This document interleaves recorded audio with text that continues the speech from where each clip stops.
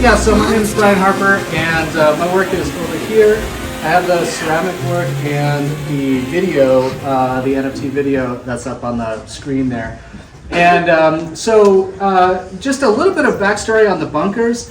A while back, I was fortunate enough to travel to Denmark on a Great Meadows Foundation grant.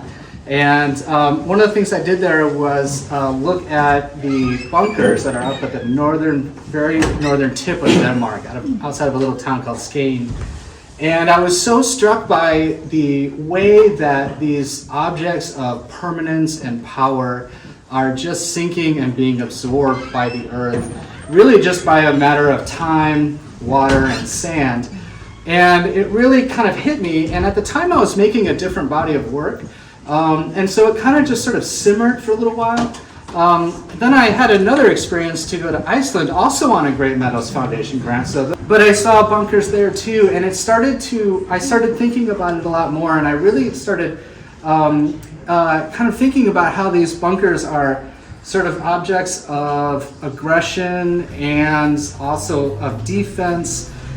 Some of the political events in the last, between 2016 and 2020 made me feel like I wanted to crawl into a bunker. Not only for a protection thing, but also as an offensive thing too. So I started thinking a lot about how the power of these objects are because of their inhabitants. So as soon as they are not occupied, they're not powerful anymore. And also their power comes from the context in which they were built there. When those ideas are gone and the situations and contexts are gone, then again their power sort of evaporates.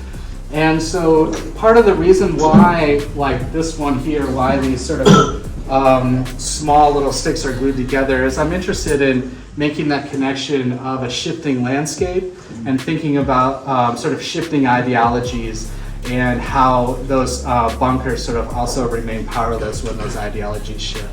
And so there's some ceramic work here, and then the AI work here is generated from a large data set of imagery that I developed during COVID. I took a class on how to do this, and I generated this data set and then trained this machine learning algorithm for days and days, and it started to generate sort of fake bunkers based on the data set that I had provided the algorithm. And so this video is basically the machine kind of working its way through and trying to invent these bunkers. And what I did was I just really loved the imagery, but I started then using the stills from what the machine put out to generate new shapes. And so these forms here.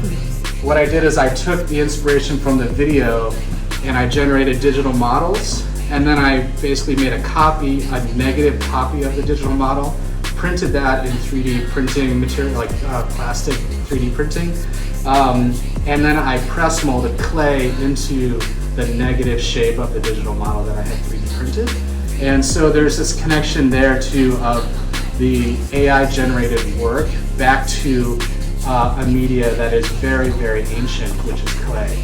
And so I'm a clay artist. I'm a sculptor. I'm a person, but I do teach ceramics over at IU Southeast. And so I do like the idea of taking this very new technology and bringing it back into a very old technology. So thank you so much, and thank you again to Danielle for having me.